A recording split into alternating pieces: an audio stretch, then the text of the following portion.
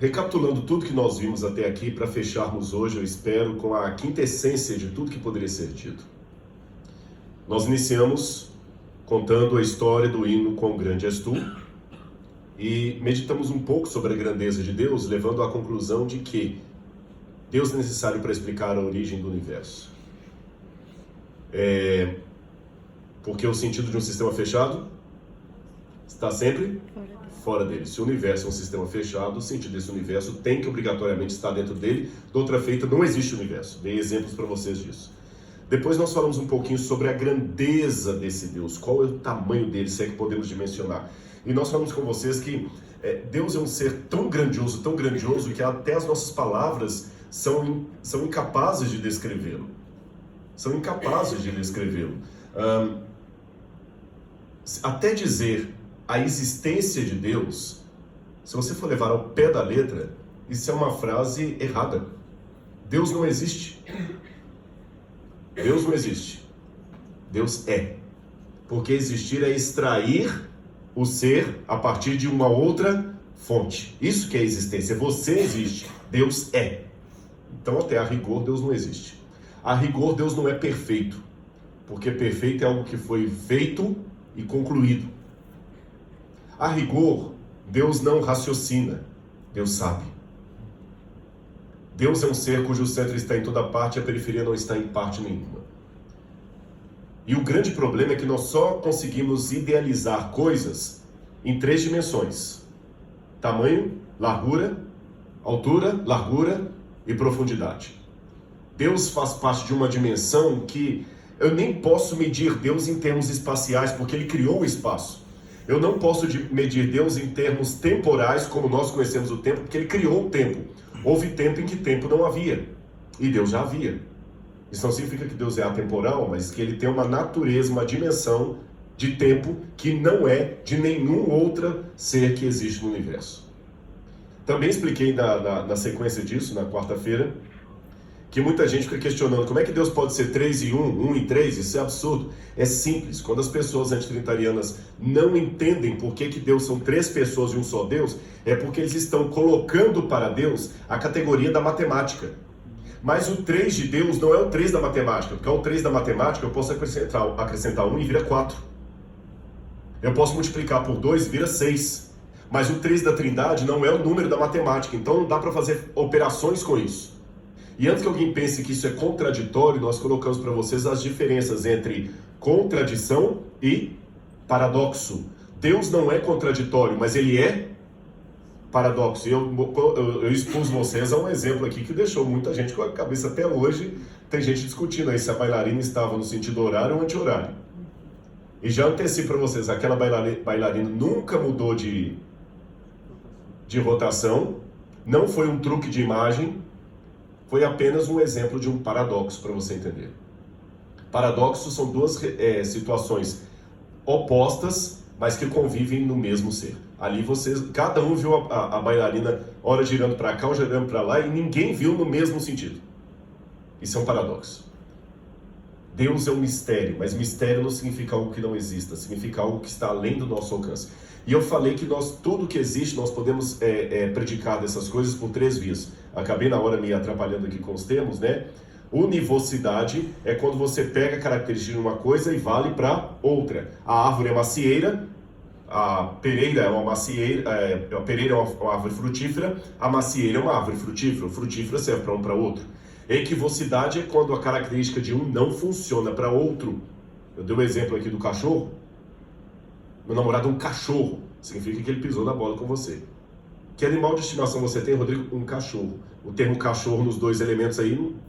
E falei que nós podemos também falar de tudo que existe por analogia. E eu só posso falar de Deus por analogia. Mas com tudo isso em mente, nós ainda levamos em consideração uma conclusão de Santo Tomás de Aquino que diz que a teologia só fala daquilo que Deus não é. Porque o que Deus é em essência ninguém sabe, nem nunca saberá. Será verdade isso? Eu mostrei então ontem que Deus se revela através do ocultamento. Por mais paradoxo que pareça, Deus se esconde para se mostrar. Lembra que eu falei isso?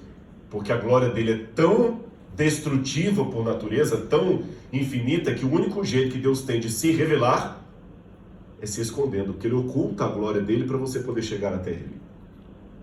Deus diminui o brilho dele para você poder contemplá-lo. E eu falei que todo esse exercício de revelação de Deus se resume na pessoa e obra de Jesus Cristo. E ao contrário do que muita gente pensa, o processo de Cristo de revelar o Pai não começou quando Ele se encarnou, muito menos com a humanidade. Até os anjos precisavam de uma visão mediada de Deus.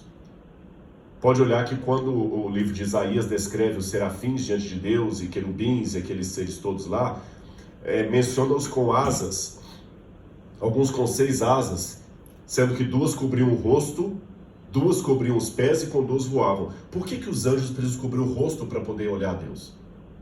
Já parou para pensar nisso?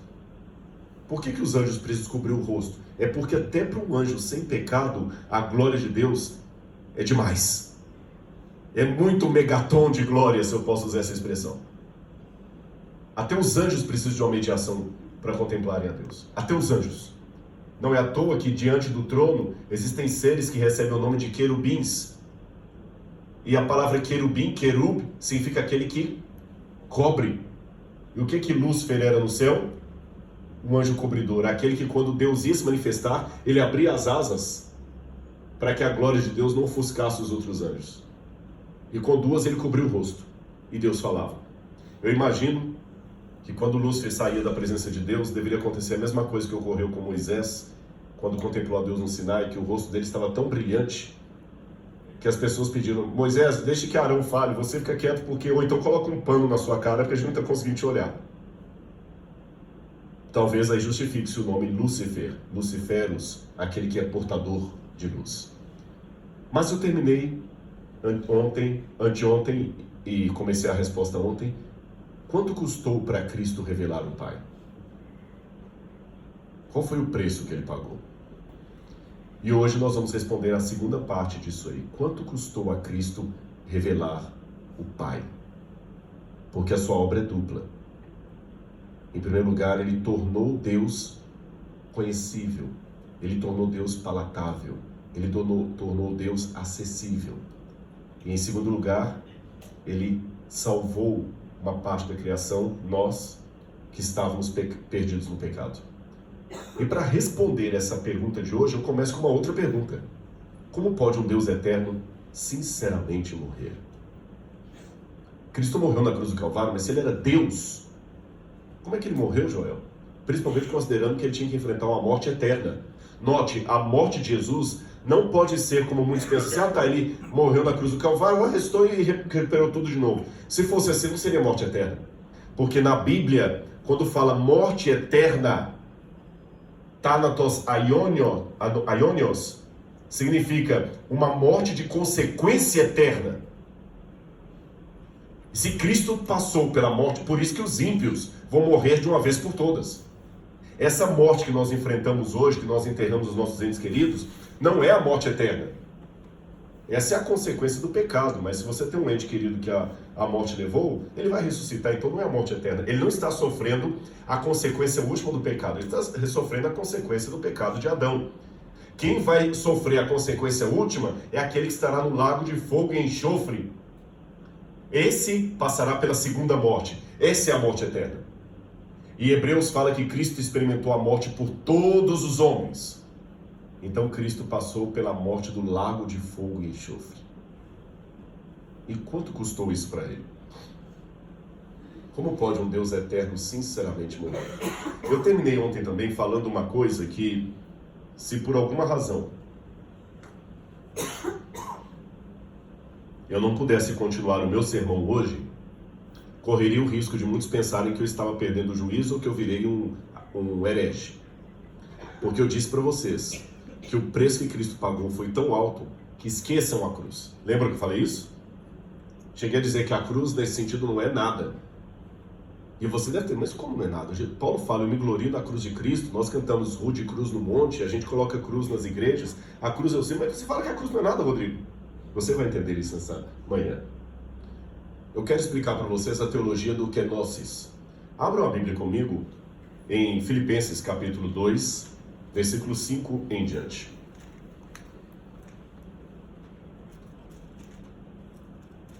Filipenses, capítulo 2, versículo 5 em diante.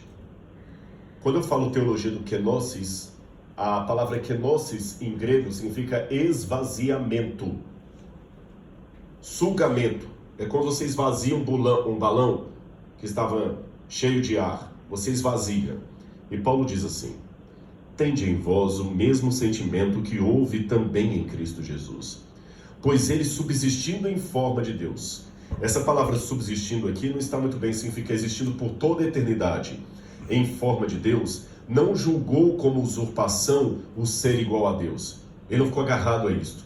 Antes a si mesmo se esvaziou. Aqui está a palavra kenosis, o verbo, né, desse substantivo. Antes a si mesmo se esvaziou, assumindo a forma de servo, tornando-se em semelhança de homens, reconhecido em figura humana. Assim mesmo se humilhou, tornando-se obediente até a morte e morte de cruz, pelo que também o Pai o exaltou sobremaneira. Ele deu um nome que está acima de todo nome, para que ao nome de Jesus se dobre todo o joelho, no céu, na terra e debaixo da terra, e toda a língua confesse que Jesus Cristo é o Senhor, para a glória de Deus Pai. Fica com a Bíblia aberta. Esse esquema que Paulo fala aqui, ele pode ser compreendido como uma escada. Aqui em cima você tem a condição eterna, divina do Filho de Deus, em pé de igualdade com o Pai. Mas a Bíblia fala que ele não ficou agarrado àquilo. Antes a si mesmo se esvaziou, assumindo a forma de servo. Primeiro, forma de servo, olha na Bíblia. Primeiro ele assume a forma de, antes de assumir a forma de homem, ele assumiu a forma de servo. Então é como se ele descesse um degrau. Nesta forma de servo, foi o preço que Cristo começou a pagar pela criação. Raciocine comigo. Deus está onde?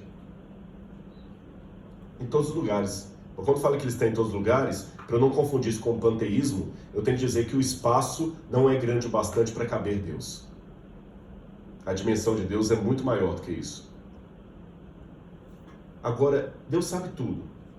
Deus está em toda parte. Deus pode tudo.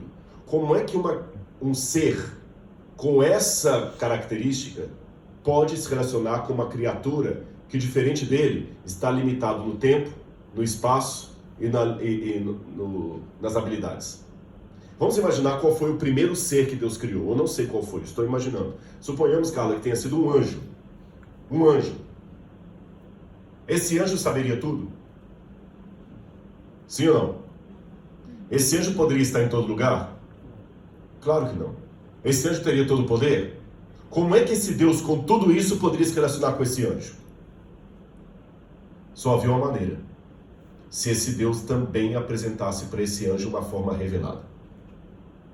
Tem uma história que eu sempre conto para ilustrar isso, e por mais que ela seja repetida, ela é válida para esse momento didático aqui, que um homem uma vez tinha um aquário onde ele criava vários peixes do mar.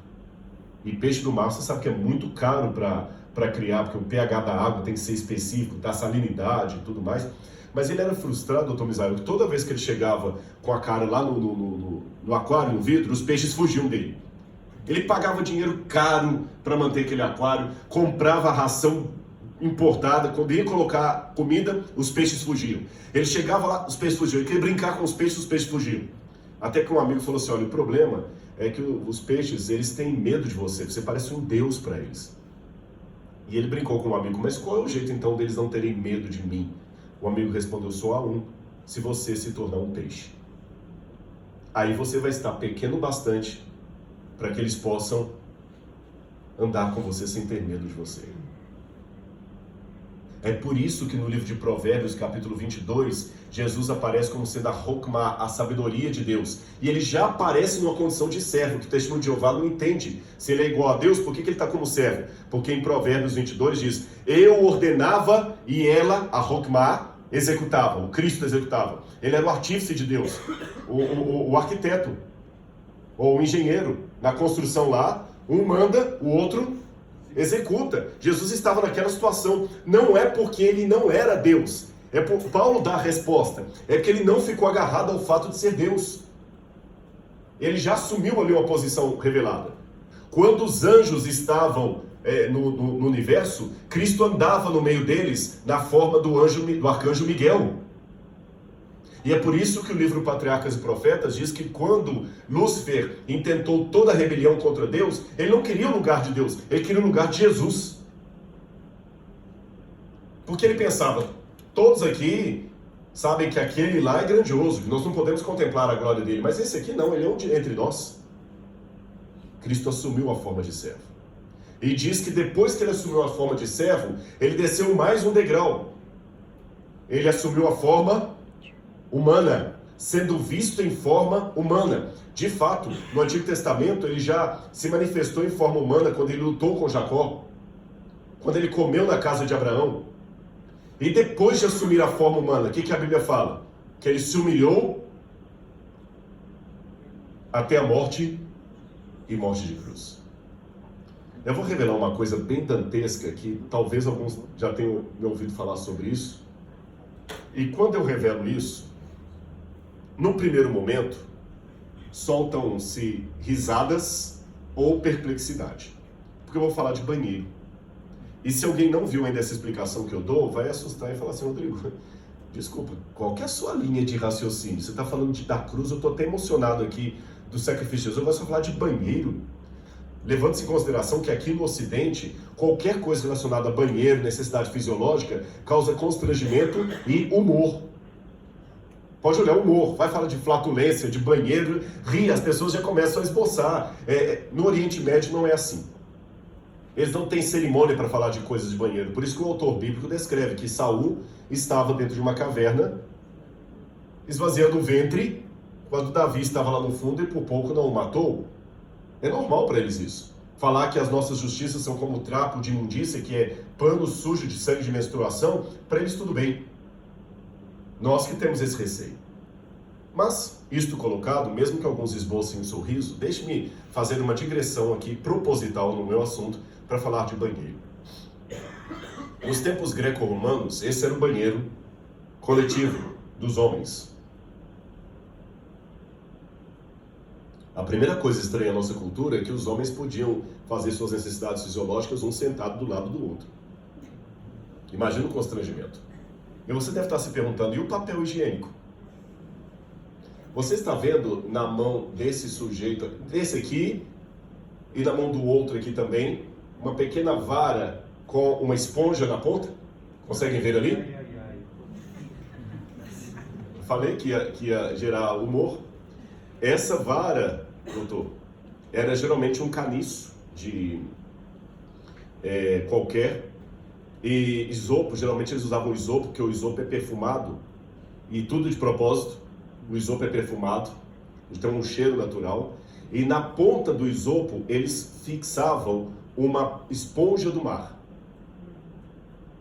Então, com uma água corrente que passa aqui rente aos pés, ele lavava aquela esponja, se limpava, e depois que ele se limpava, ele colocava num vaso, geralmente cheio de vinagre, para dedetizar e outro poder utilizar. Para esterilizar, melhor dizendo, corrigindo, para esterilizar e outro poder usar. Então a primeira coisa dantesca é o fato de eu usar a mesma esponja que outro usou. Além de fazer as necessidades sentado ali, e depois na frente do outro, e muitas vezes se conversavam nesses banheiros, trocavam figurinhas, acertavam coisas. Ainda bem que hoje não é assim. Imagina uma reunião como a que vocês vão ter hoje, daquele jeito. Agora que vocês riram, descontraíram, e talvez até estão se perguntando o que tudo isso aqui tem a ver com o que eu estava, com a linha de raciocínio que eu estava chegando, vocês entenderam o processo? Vara, esponja, vinagre. Olha o que está escrito no Evangelho de João. Evangelho de João, capítulo 20, versículo 28 em diante. Depois, vendo Jesus que tudo estava consumado para se cumprir a Escritura, disse: tenho sede. Estava ali um vaso cheio de vinagre. Embeberam de vinagre uma esponja e, fixando-a num caniço de isopo, lhe achegaram à boca. Forte, né? Ellen White fala no livro Desejar Todas as Nações que um dos soldados fez isso tomado de piedade. Mas uma piedade não é aquela piedade do tipo assim, eu vou tirar Jesus da guerra, da cruz. É aquela piedade de guerra. Na piedade de guerra, muitas vezes a piedade de guerra é você meter uma bala na cabeça do outro, porque para ele não sofrer. Na verdade, a piedade da guerra é você pegar uma serra e serrar a perna do outro para tirar o corpo dele. A piedade de um militar não é a piedade de uma mãe em casa dando iogurte para o filho da noninha. Ele sabia que ele não podia ter misericórdia de Cristo, porque os outros soldados estavam ali e a cruz não era motivo de você amenizar. E Jesus não teve o sofrimento dele diminuído porque era o Filho de Deus, não houve privilégio. Pelo contrário, eu falei com vocês que ele experimentou na cruz o lago de fogo e enxofre, a segunda morte. E a segunda morte nesse sentido, a morte eterna, é a ausência absoluta de Deus. A ausência absoluta de Deus é algo que causa tanta dor, tanto pânico, que eu ouso dizer para vocês que ninguém no universo ainda experimentou essa dor, nem Lúcifer. Vai experimentar no fim, mas hoje nem Lúcifer ainda experimentou a ausência absoluta de Deus. Nem ele. Ele vai experimentar no dia do juízo final. A única pessoa que experimentou a ausência absoluta de Deus foi Cristo na cruz do Calvário, quando falou, Deus meu, porque me desamparaste. Somado a isto, se é que pode piorar essa dor, Ellen White fala que o diabo fez com que os soldados romanos tornassem o sacrifício de Jesus desumano para que ele existisse. Então, um daqueles soldados, quem sabe o próprio centurião que depois reconheceu esse é o Filho de Deus, quando viu Jesus naquela situação, no desespero, ele quis dar pelo menos uma morfina. E nessa situação, o que havia ali perto? Papel higiênico. E mergulhou no vinagre e chegou à boca de Jesus. Porque pelo menos a morfina ali, ele ficaria meio grogue e não sentiria tanta dor. E a Bíblia fala de Jesus experimentando o não bebeu. Aquele que falou, eu sou a água da vida, por sua causa recebeu esponja suja de vaso sanitário em sua boca. Mas o livro de Filipenses, entenderam agora a relação disso com Filipenses? Existindo em forma de Deus, não ficou agarrado ao fato de ser igual a Deus, pelo contrário, assim mesmo se esvaziou na criação, assumindo a forma de servo. Depois se esvaziou de novo, sendo visto em semelhança de homens. E quando você pensava que já tinha se esvaziado ao máximo, ele foi humilhado até a morte e morte de cruz. Mas o texto continua dizendo, pelo que o Pai o exaltou sobremaneira, ele deu um nome acima de todo nome. Quem não aceita a divindade de Cristo pode me perguntar assim, mas Rodrigo, se Jesus era Deus, por que o Pai teve que lhe dar um nome acima de todo nome? Isso não existe. Se o Dr. Misael já tem a carteirinha da OAB, é completamente sem sentido o NASP reunir e dar um título honoris causa de advogado para você. Não faz sentido, se você já tem a carteirinha da OAB, você já é advogado, agora a reitoria vai te dar um título honoris causa de advogado. Isso não existe. Se você é um pastor ordenado, não faz sentido a igreja agora lhe dar um título de pastor ordenado se você já é. Por que então Cristo recebeu esse título? É simples. Porque antes da cruz, ele era Deus por natureza. Mas na cruz ele provou que ele não apenas tem o poder de Deus, mas ele também tem o caráter e a nobreza de Deus. Ele é um rei que não apenas tem a coroa de rei, ele tem o olhar e comportamento de rei, mesmo vestido em trapos de mendigo. Então Cristo é Deus por natureza antes da cruz e por causa honrosa depois da cruz. Ele é Deus e merece ser Deus. E se houvesse eleição para Deus no universo, o único ser compatível com o cargo chama-se Jesus, o Filho de Deus. Mas eu não parei por ele. Eu não esqueci a frase que eu falei ontem. A cruz não é nada. E mesmo demonstrando isso para você, da esponja e tudo mais, e outros sofrimentos que eu poderia descrever aqui, Joel, eu repito, a cruz ainda não é nada. Sabe por quê? Quando Cristo voltou para o céu, depois de todo aquele sofrimento ali, ele não perdeu a sua divindade, nem seus poderes divinos. João 1,14 fala que o verbo se fez carne e habitou entre nós, e vimos a sua glória, glória como do unigênito do Pai. Então ele não perdeu a glória dele. Mas Hebreus 2, verso 9, diz que ele foi feito pouco menor que os anjos, para que provasse a morte por todo homem, isto é, a morte eterna. Jesus foi feito pouco menor que os anjos. Hebreus 10, verso 5, falando de Cristo, fala: antes corpo me formaste. Ele diz que hoje habita nele corporalmente toda a plenitude da divindade. Vou repetir: hoje em Cristo habita corporalmente toda a plenitude da divindade. E Filipenses 3:21 fala que nós vamos ressuscitar para ter um corpo igual ao corpo da sua glória. Você já parou para pensar nisso? Que no céu você vai ter um corpo tão glorioso quanto o de Jesus? Estranho, né? Vou continuar. Hebreus 1, verso 2 diz que ele foi feito herdeiro do universo e sacerdote para todo sempre. Hebreus 2, verso 11, Romanos 8, 29 diz que ele é nosso irmão. E Efésios 4, verso 13 fala que nós vamos crescer de glória em glória até atingirmos a sua estatura. O que eu reúno, se isso aqui fosse uma peça jurídica, o que eu reúno de evidências, de conclusões dessa evidência aqui? Que Cristo vai ficar com o corpo humano por quanto tempo? Quanto tempo? Toda a eternidade.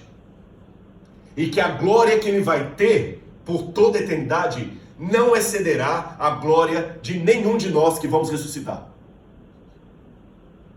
O Deus que era inatingível, o Deus que era inimaginável, o Deus que é incomparável, agora se torna comparável. Você vai ter a mesma glória de Jesus. E todos vocês, e eu, e ele, vamos ser um pouco menores que os anjos. Imagina o Criador dos anjos ter que conversar com os anjos olhando assim. Ele ressuscitou num corpo físico. Ele comeu com os discípulos. Subiu ao céu num corpo físico. Atos 1, verso 9 fala que ele voltará do mesmo modo que o viste subir. Ele reina no céu num corpo físico, 1 Coríntios 15, verso 20 a 28. Ele é o primogênito dos que morreram e ressuscitaram. Se ele é o primogênito, a ressurreição dele não é diferente da nossa. Nós vamos ressuscitar do mesmo modo que Cristo ressuscitou. Com um corpo glorioso, porém um corpo humano. Apocalipse 5, verso 9, e passagens como Hebreus 2, verso 11, Romanos 8, 29, falam de Jesus como nosso irmão. Ele mostrou, depois da ressurreição, as suas feridas para os apóstolos. Significa que as feridas de Jesus nunca mais sairão das mãos, dos pés, do lado dele. Nunca mais.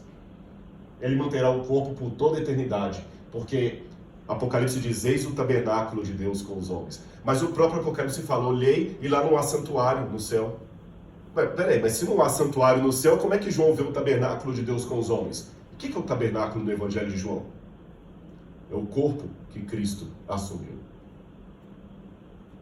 Como eu falei, ele mostrou as suas feridas em mãos, e Ellen White também diz o seguinte: desejar a todas as nações. Ao tomar a nossa natureza, o Salvador ligou-se à humanidade por um laço que jamais se partirá. Ele nos estará ligado por toda a eternidade. Para nos assegurar o seu imutável conselho de paz, Deus deu o seu Filho unigênito, a fim de que se tornasse membro da família humana, retendo para sempre a natureza humana. Esse é o penhor de que Deus cumprirá a sua palavra. Deus adotou a natureza humana na pessoa de seu Filho, levando a mesma ao mais alto céu. É o Filho do homem que partilha o trono do universo. É o Filho do homem cujo nome será maravilhoso, conselheiro, Deus forte, Pai da eternidade, príncipe da paz. Isaías 9, verso 6.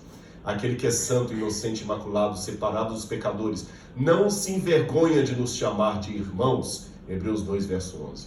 Em Cristo se acham ligadas a família do céu e da terra e do céu. Cristo glorificado é nosso irmão. O céu se acha abrigado na humanidade e esta envolvida no seio do infinito amor. Imagine que você precise ser salvo. Mas para você ser salvo eu tenho que ficar cego. Mas eu não tenho como ficar cego. Então o que eu faço? Voluntariamente, eu fecho meu olho para todo sempre. Foi o que Cristo fez. E antes que alguém fale, tá, Rodrigo, mas o corpo dele vai ser um corpo glorificado. Não interessa. Para quem mora no palácio da rainha da Inglaterra, desde a infância, pode morar na casa mais linda dos condomínios aqui, que vai virar um casebre. Para quem vivia numa dimensão, é uma humilhação eterna. Entendeu por que eu falei que a cruz não é nada? A cruz foi apenas um momento. Mas o que ela deixou ficará para sempre. E quando as pessoas me perguntam, por que Deus deixou o mal acontecer no universo? Eu pergunto de volta, quem pagou o maior preço? Não foi você. Aquela cicatriz que você tem de uma cirurgia, de um acidente de carro, vai desaparecer no céu. A dele vai ficar para sempre. Nem o diabo vai para sempre ficar pagando consequências do que aconteceu, porque ele vai ser destruído. O único que vai ficar vivendo e pagando eternamente o preço foi Jesus. Esta é a morte eterna do Filho de Deus. Ele não perdeu os poderes divinos dele, mas ele voluntariamente os deixou de usar. Seria como alguém que tem um carro muito bonito aqui, mas sabendo que os alunos não podem entrar em carro, ele para todo sempre deixa o carro na garagem e sobe a pé. Ele continua proprietário de um bom carro. Você passa na porta da casa dele e o carro está lá parado, pastor. Mas ele só anda a pé. Então, por isso, Cristo deixou de usar até a sua onisciência. Sabia disso? E quando ele luta com você para ser salvo, ele luta de verdade. Como se ele fala assim, pai, eu não quero saber. Eu vou lutar com todos. Como ele está presente em todo lugar hoje, Ellen White fala no livro Evangelismo que é através da ação do Espírito Santo. Como isso funciona, paro por aqui, eu não sei. Mas quem faz Cristo onipresente hoje é o Espírito Santo. Ele depende do Espírito Santo para estar conosco todos os dias até a consumação dos séculos. Sem o Espírito Santo, ele mesmo já não pode fazer isso, não porque ele não tem o poder, mas porque ele abdicou desse poder. E para todo sempre, ele vai ser o nosso irmão. E com isso eu concluo a minha semana aqui, dizendo que quando eu comecei a fazer teologia, diziam para mim que Deus é uma trindade. Eu não entendia Deus. Deus é eterno. Eu não entendia Deus. Deus não teve começo nem terá fim. Também não entendia Deus. Mas aí disseram-me que o Verbo se fez carne e habitou no meio de nós. Aí eu comecei a entender Deus. Então, não numa contradição, mas num paradoxo, eu iniciei essa semana dizendo que Deus é incognoscível. Ninguém pode conhecer a Deus. Mas eu termino a semana dando testemunho que eu conheço Deus. Não porque eu estudei teologia, mas porque eu me relacionei com Ele. Ele tem um rosto. E eu termino a minha palavra aqui dizendo uma coisa para vocês, que talvez pode ser o que está no seu coração aí. Falar no ambiente onde você vive é um desafio maior, porque as pessoas te conhecem, você não é uma visita. Mas eu também descobri, pessoal, que os títulos, eles podem até trazer respeito, cara. Podem até trazer respeito. Mas eles não trazem empatia, eles não trazem emoção. E os títulos não lhe dão autoridade para dizer algumas coisas que você precisa dizer. Deus estava no alto do Monte Sinai com glórias, raios, trovões, e o povo com medo lá embaixo. Ele falou, Moisés, vamos mudar aqui. Faça um santuário para mim que eu vou descer, eu vou ficar lá no meio deles. Então eu sei que muita gente sabe do Rodrigo da televisão, das viagens e tudo mais. Mas existe um outro Rodrigo também, que foi parar com depressão no serviço. E vocês sabem disso. Vocês sabem quando eu saí de órbita aqui. E vocês talvez ouviram muita coisa a meu respeito que eu ia chorar mais ainda se eu ouvisse. Mas eu imaginava. Muitas vezes ali no serviço, eu fiquei quase 2 meses internado lá com depressão profunda. Eu escutava vocês cantando na igreja aqui. Eu olhava para aquele lado e falava, não vai ter jeito. Nunca mais eu vou ocupar um púlpito.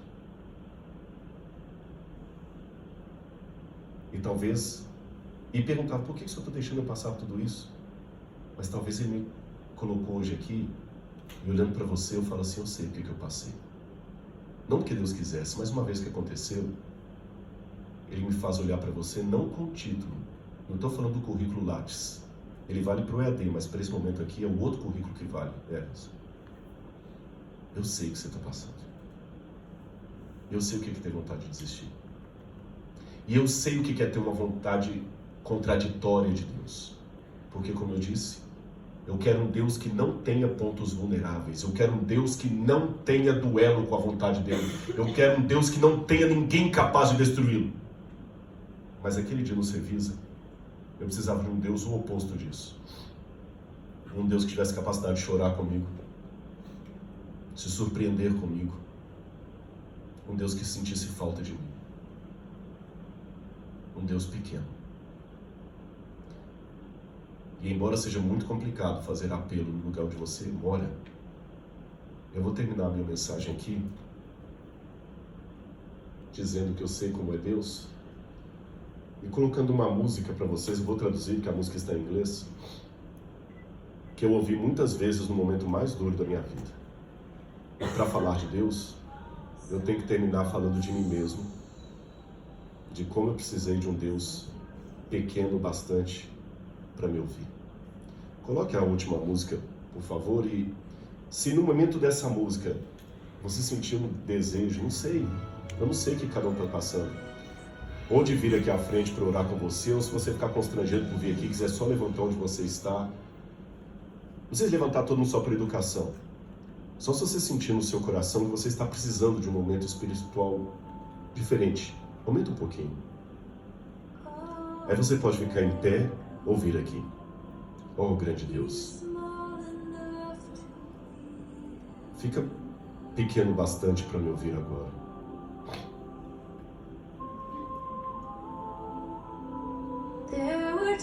Houve vezes que eu estava chorando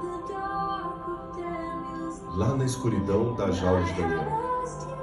E eu te perguntei, uma vez ou duas, se o Senhor repartiria o mar de novo. Mas hoje à noite, eu não necessito do pilar de fogo no céu. Eu só queria saber que o Senhor vai me segurar se eu começar a chorar. Oh, grande Deus. Fica pequeno bastante para me ouvir agora. Quantas orelhas? Se houver alguém que quiser, pode ficar em pé, ouvir aqui, viu? Oh, grande Deus. Fica perto o bastante para que eu possa te sentir agora. Oh, grande Deus. Fica perto de mim. E houve momentos em que eu não pude enfrentar Golias por conta própria. Mas como é que eu poderia esquecer quando nós marchamos pelos prados de Jericó? Mas eu não vou deixar uma fita para o Senhor hoje à noite. Eu só queria saber, eu só quero saber que tudo vai ficar bem. Oh, grande Deus. Fica perto o bastante para que eu possa te sentir agora. Todos os louvores e todas as honras sejam dadas a Ti. O Senhor que é o Deus dos antigos mistérios. Aquele que cada sinal e cada maravilha enche as páginas da nossa história. Mas hoje à noite, meu coração está pesado. E eu não posso deixar de sussurrar essa oração. O Senhor está aí? O Senhor está aí, Pai? O Senhor ainda está aí? Eu vivi isso, gente, eu não li isso. Eu vivi isso. E eu sei que o Senhor podia deixar uma escrita na parede só por minha causa. Ou quem sabe enviar sabedoria enquanto eu estiver dormindo, como Salomão, seus mais doces sonhos. Eu não necessito, Senhor, da força de Sansão, nem de uma carruagem no final. Eu só queria saber que o Senhor ainda sabe quantos fios de cabelo tem na minha cabeça. Oh, grande Deus. O Senhor pode ficar pequeno bastante? Fica pequeno o bastante para me ouvir agora. Feche o seu olho nesse momento. Vamos fazer esse pedido a Deus. O mesmo pedido que tantas vezes eu fiz. Por favor, Senhor. Eu iniciei essa semana falando da Tua grandeza, da Tua grandiosidade, do quanto nossas palavras não podem nem descrever a essência do Teu ser. Mas eu termino a semana falando da Tua humanidade, da Tua eterna humanidade, das Tuas feridas, de o quanto o nosso sentimento pode Te descrever, porque nos sentimos Teus irmãos. Começamos como Teus filhos, Tuas criaturas, e pelo preço pago na cruz terminamos como Teus irmãos, irmãos de Jesus. Obrigado, Senhor, de coração, porque o Senhor demonstrou cuidado e proteção em minha vida, de uma maneira que eu nunca poderia imaginar. Obrigado pelo privilégio que eu tenho para falar para os meus irmãos aqui do Teu amor. Continua cuidando de mim, Senhor, dando-me forças para vencer o mal, sabedoria, saúde, humildade. E para eles também, Senhor. Fica com eles como o Senhor sempre ficou comigo. Cuida deles, Senhor, como o Senhor tem cuidado de mim. Guarda, Senhor, porque são Teus filhos. Aceita o nosso abraço e o nosso amor, Senhor, porque eu quero saber que nós não somos um caso perdido de amor. O Senhor é apaixonado por nós. Dá-nos a Tua paz, por amor do Teu nome. Amém. Que Deus abençoe muito a todos vocês. Muito obrigado, viu? Obrigado pela companhia.